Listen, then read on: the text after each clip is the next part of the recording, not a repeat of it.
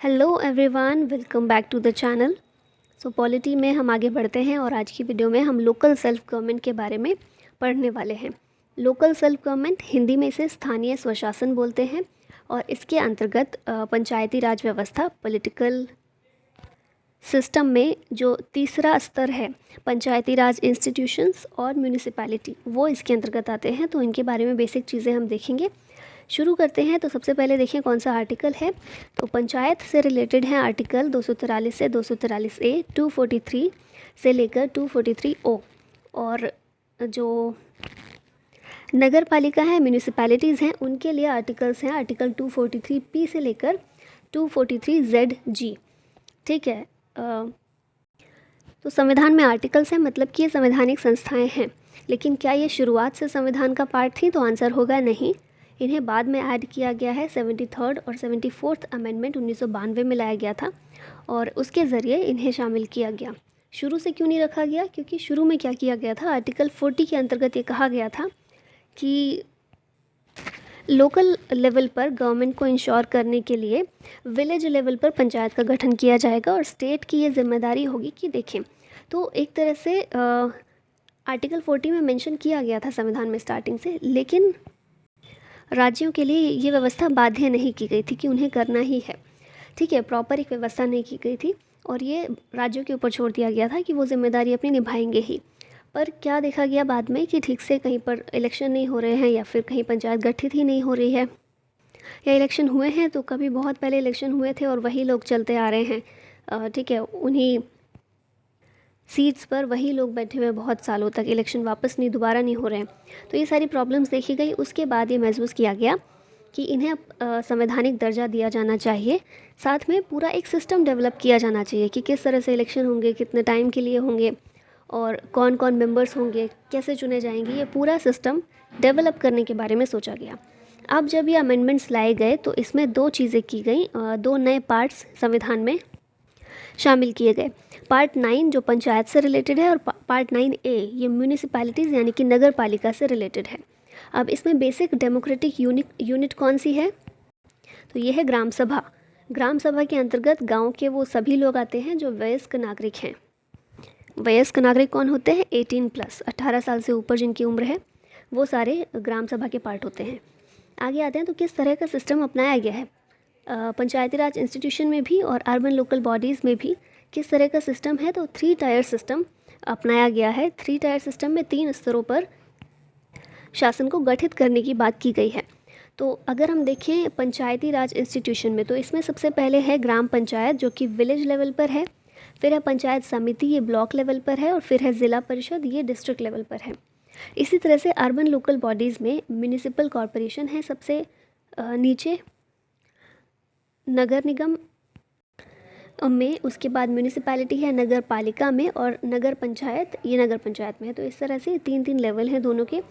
अभी ये जो हमने अपनाई है चीज़ें, तो बहुत सारी स्टार्टिंग से कमिटीज़ गठित की जाती रही हैं।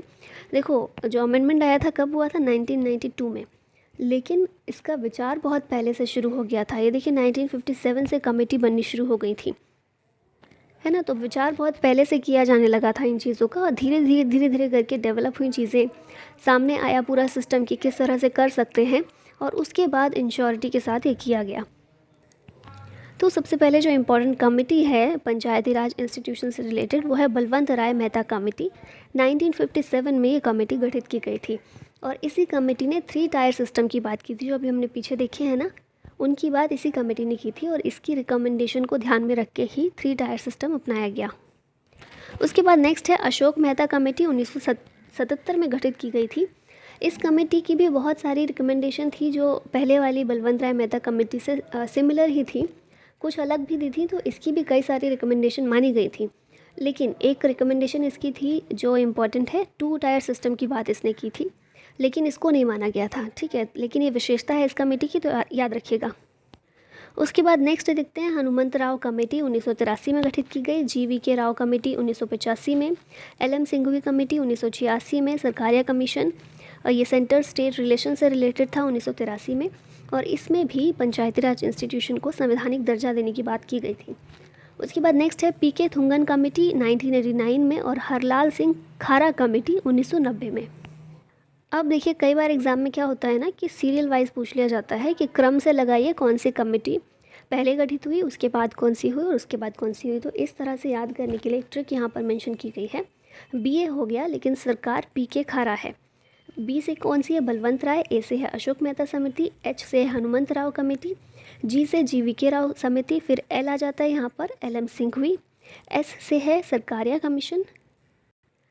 पीके से है PK थुंगन और खारा से खारा कमेटी, हरलाल सिंह खारा कमेटी। तो इस तरह से आप याद रख सकते हैं, एक दो बार रिवाइज कर लीजिएगा, याद हो जाएगा। अब नेक्स्ट जो एक चीज़ आती है इसमें पंचायती राज व्यवस्था या फिर लोकल सेल्फ गवर्नमेंट में पेसा एक्ट या पेसा अधिनियम 1996 का। तो ये अधिनियम क्या है? तो अधिनियम की बात करें उससे पहले पार्ट जो 9 है, भाग 9, इसके बारे में बात करें तो इसमें एक प्रोविज़न दिया गया है। इस प्रोविज़न में ये कहा गया है कि जो भी पंचायत से रिलेटेड कॉन्स्टिट्यूशनल प्रोविज़न दिए गए हैं ये सारे 5th शेड्यूल एरिया पर लागू नहीं होंगे। ठीक है, ये कहा गया है पार्ट 9 में। तो 5th शेड्यूल एरिया में ये वाले प्रोविज़न लागू नहीं होंगे। क्यों नहीं होंगे? क्योंकि ये एरियाज़ ऐसे एरियाज़ हैं जहाँ पर ट्राइबल पॉपुलेशन बहुत ज़्यादा है, और यहाँ पर ये छूट इसलिए दी गई है ताकि ट्राइबल्स अपने अकॉर्डिंग जैसे भी प्राचीन तरीके से, जैसे परंपरागत रूप से वो अपने यहाँ पर चला रहे हैं पूरी शासन व्यवस्था, उसी तरह से वो कंटिन्यू कर सकें। ठीक है, बीच में पंचायती राज जो ये पूरा सिस्टम बनाया गया है ये बाधा ना बने, तो इसीलिए किया गया है। और इसी को लागू करने के लिए पार्लियामेंट लेकर आई ये वाला एक्ट का नाम है provisions of the panchayats extension to the schedule areas act. 1996 में ये लाया गया और इसे पॉपुलरली जाना जाता है पेसा एक्ट या फिर एक्सटेंशन एक्ट के नाम से। अच्छा, अब सवाल आता है कितने राज्यों में ये लागू है? तो ये 10 राज्यों में लागू है। इन 10 में से 6 स्टेट्स ऐसे हैं। कौन से हैं? आंध्र प्रदेश, गुजरात, हिमाचल प्रदेश, महाराष्ट्र, राजस्थान और तेलंगाना। ये स्टेट ऐसे हैं जिन्होंने पेसा रूल्स को फ्रेम किया है। ठीक है, और बाकी कितने स्टेट्स इस एक्ट के अंतर्गत आते हैं? 10 आते हैं। ऑब्जेक्टिव क्या है ये एक्ट लाने का? To provide self rule for the bulk of the tribal population. Tribal population वो अपना सेल्फ रूल अपने तरीके से कर सकें, इसलिए एक्ट लेकर आया गया था। अब चलिए, ये तो हो गया डिटेल थोड़ा। अभी आ जाते हैं क्वेश्चन पे, और क्वेश्चन के थ्रू बहुत सारी चीज़ें कवर हो जाएंगी जो नहीं हुई हैं। तो पहला क्वेश्चन है पंचायती राज संस्थाएं कब अस्तित्व में आई? तो 73rd और 74th अमेंडमेंट के थ्रू ये अस्तित्व में आई थी। अमेंडमेंट कब हुआ था? 1992 में, दिसंबर 1992 में अमेंडमेंट हुआ था और 24 अप्रैल 1993 को ये लागू हुआ था। अगला क्वेश्चन है वित्त आयोग से प्राप्त पंचायती राज संस्थाओं के लिए सहायता अनुदान किसे जारी किया जाता है? ग्रांट इन एड जो मिलता है पंचायती राज इंस्टीट्यूशन को, वो किसके द्वारा रिसीव किया जाता है? तो यह है gram panchayat. Option number C correct होगा। और क्या होता है, ये भी प्रोविज़न किया गया है कि हर एक पंचायत को ये अधिकार है कि वो रिसीव करे grant in aid from the state fund based on the recommendation made by the state finance commission. और ये रिकमेंडेशन किस तरह से दी जाती है? तो जो हमारी 2011 की जनगणना है उसके आधार पर, पॉपुलेशन के आधार पर दी जाती है। ठीक है, पॉपुलेशन को आधार बनाकर स्टेट फाइनेंस कमीशन रिकमेंड करता है कि किस पंचायत को कितना ग्रांट इन एड दिया जाए। और यहाँ पर ज़िला परिषद का काम है to regulate the money distribution among all the gram panchayats. Next question पर अच्छा, क्वेश्चन नहीं है, स्टेट फाइनेंस कमीशन की बात पीछे आई थी तो एक बार इसको देख लेते हैं। स्टेट फाइनेंस कमीशन जो है, जो हमारा फाइनेंस कमीशन है, सेंटर का फाइनेंस कमीशन है, उसके लिए कौन सा आर्टिकल है ये आप लोग बताइएगा कमेंट बॉक्स में। स्टेट फाइनेंस कमीशन की बात करें तो जब 73rd और 4th कॉन्स्टिट्यूशनल अमेंडमेंट लाया गया उसी के दौरान स्टेट फाइनेंस कमीशन को गठित करने की भी बात की गई। क्या काम है इसका? To rationalise and systematise state and sub state level fiscal relations in India. कौन सा आर्टिकल है इससे रिलेटेड? Article 243I। और ये मैंडेट करता है स्टेट गवर्नर के लिए to constitute a finance commission every 5 years. तो कौन अपॉइंट करता है स्टेट फाइनेंस कमीशन को? State governor. ठीक है, राज्यपाल राज्य का, और हर 5 सालों के लिए। और इसका काम दोनों ही है, मतलब कि जो पंचायती राज इंस्टीट्यूशन है और नगर पालिका दोनों की फाइनेंशियल पोजीशन को ये रिव्यू करता है और उनके लिए कितना ग्रांट इन एड देना है उसको रिकमेंड करता है।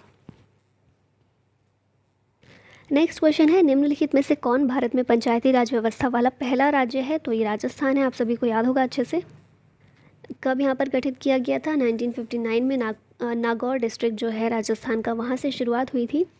बाद में राजस्थान पहला स्टेट बना to have this system placed in all the district of the state. ठीक है। नेक्स्ट क्वेश्चन है, पंचायत समिति में मुख्य अधिकारी कौन होता है? पंचायत समिति में मुख्य अधिकारी होता है डेवलपमेंट ऑफिसर। आपने सुना होगा ब्लॉक डेवलपमेंट ऑफिसर, BDO। काफ़ी लोग एग्ज़ाम भी देते हैं इसका। पंचायत समिति, इसे जनपद पंचायत भी कहा जाता है कई बार। पंचायत समिति ये इंटरमीडिएट लेवल है पंचायती राज इंस्टीट्यूशन का। हमने देखा था ना 3 टायर सिस्टम होता है, तो उसमें इंटरमीडिएट लेवल है ये। इसका चीफ एग्जीक्यूटिव ऑफिसर जो होता है CEO, वो होता है ब्लॉक डेवलपमेंट ऑफिसर। और ये ऑफिसर जो होता है ये स्टेट सिविल सर्विस से आता है। ठीक है। नेक्स्ट क्वेश्चन है, जिला परिषद को कौन भंग कर सकता है? तो स्टेट गवर्नमेंट है जो भंग कर सकती है। और पंचायत से रिलेटेड सभी अधिकार जो है ना स्टेट गवर्नमेंट को ही दिए गए हैं। उनको फ़ंड प्रोवाइड करना है, उनके इलेक्शन करवाने हैं, और जो भी देख रेख करना है ना, स्टेट गवर्नमेंट को ही अधिकार है। राज्य वित्त आयोग किस प्रकार का निकाय है? तो स्टेट फाइनेंस कमीशन, अभी बताया था, क्योंकि कॉन्स्टिट्यूशन में इसके बारे में आर्टिकल है, इसका मतलब कि एक कॉन्स्टिट्यूशनल बॉडी है। ये भी हमने देखा ही था, अपॉइंट किया जाता है ये गवर्नर के द्वारा for a period of 5 years। The governor also appoints the other members, maximum 4 for the commission. तो कमीशन में कुल कितने मेंबर होते हैं? 5 मेंबर होते हैं। अगला क्वेश्चन है, स्थानीय सरकार की त्रिस्तरीय प्रणाली में इनमें से क्या शामिल नहीं है? जो हमने देखा था 3 टायर सिस्टम, उसमें पंचायत समिति भी शामिल है, ग्राम पंचायत भी शामिल है, ज़िला परिषद भी शामिल है। विलेज कमेटी जैसा कुछ नहीं था 3 टायर सिस्टम में। ठीक है, तो ऑप्शन नंबर बी करेक्ट हो जाएगा। और ये जो 3 टायर सिस्टम था, मैंने बता दिया है, रिकमेंड किया गया था बाय बलवंत राय मेहता कमेटी। निम्नलिखित में से कौन ग्राम पंचायतों का कार्य नहीं है? तो ऑप्शन नंबर ए हमारे पास establishment and maintenance of local markets, तो ये कार्य है। इसके अलावा प्रिवेंशन ऑफ कंटेजियस डिसीजेज़, ये भी काम है। और लाइटनिंग ऑफ विलेज स्ट्रीट्स, ये भी ग्राम पंचायतों का काम है। ऑप्शन नंबर बी यहाँ पर करेक्ट होगा। ट्रांसपोर्ट फैसिलिटीज़ प्रोवाइड करना ग्राम पंचायत का कार्य नहीं है।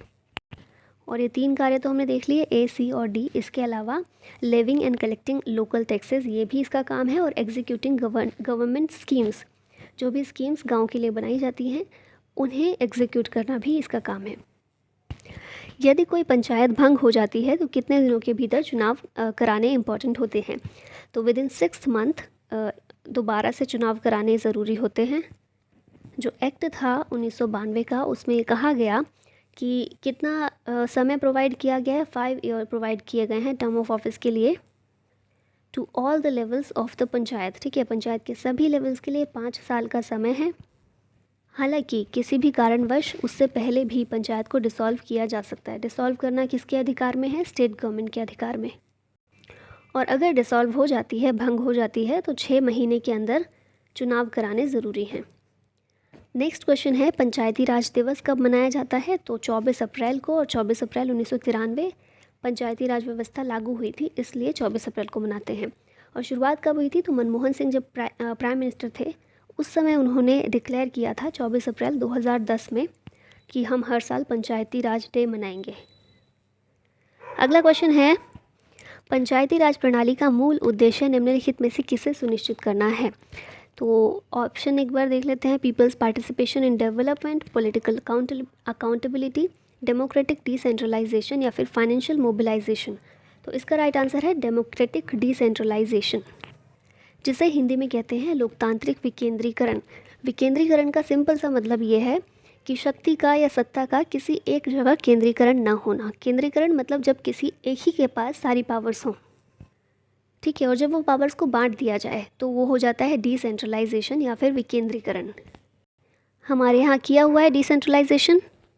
सेंट्रल लेवल पर सेंट्रल गवर्नमेंट है, स्टेट लेवल पर स्टेट गवर्नमेंट है, और लोकल लेवल पर लोकल सेल्फ गवर्नमेंट है। तो इस तरह से डेमोक्रेटिक डिसेंट्रलाइजेशन इसका फंडामेंटल ऑब्जेक्ट है। और ये भी एक चीज़ देख लीजिए, लॉर्ड रिपन जो है उन्हें कंसिडर किया जाता है as the father of local self government in India. अगला क्वेश्चन है, जनपद पंचायत के मुख्य कार्यकारी अधिकारी के रूप में कौन कार्य करता है? अभी पीछे बताया था जनपद पंचायत क्या है? पंचायत समिति, जो इंटरमीडिएट लेवल है उसे पंचायत समिति या फिर जनपद पंचायत कहते हैं। तो इसका जो सीईओ होता है कौन होता है? Block development officer. Question same ही है, बस थोड़ा सा लैंग्वेज में फ़र्क है, ठीक है। तो ब्लॉक डेवलपमेंट ऑफिसर होता है, और ये जो ऑफिसर होता है ये स्टेट गवर्नमेंट का एक ऑफिसर होता है। क्यों अपॉइंट किया जाता है? For the speedy execution of all developments and work associated with the जनपद पंचायत। जनपद पंचायत के जो भी काम होते हैं उन्हें और तेज़ी से और ज़्यादा अच्छे तरीके से कंडक्ट करने में हेल्प करने के लिए बीडीओ को अपॉइंट किया जाता है। Now this is the question for you. How many states with 5th schedule areas are covered under the provisions of the panchayats extension to the schedule area act 1996। मतलब कि पेसा एक्ट जो है 1996 का, उसके अंतर्गत 5th शेड्यूल एरियाज़ के कितने states को कवर किया गया है? ऑप्शंस हैं 7, 9, 13 या फिर 10। पहले बता चुकी हूँ मैं इसका, तो अब आप लोगों को आंसर देना है कि कितना ध्यान से आपने सुना था। आंसर ज़रूर दीजिएगा कमेंट बॉक्स में। और इसी के साथ ये वीडियो यहीं ख़त्म होती है। आई होप वीडियो आपको पसंद आई हो, और अगर पसंद आई हो तो लाइक और शेयर ज़रूर कीजिएगा, कोई कंजूसी नहीं। Thank you so much watching the video. जय हिंद।